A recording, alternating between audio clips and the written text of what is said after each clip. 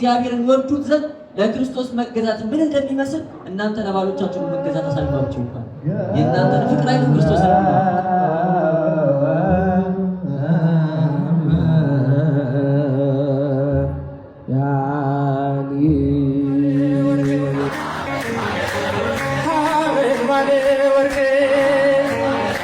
ሙሽራው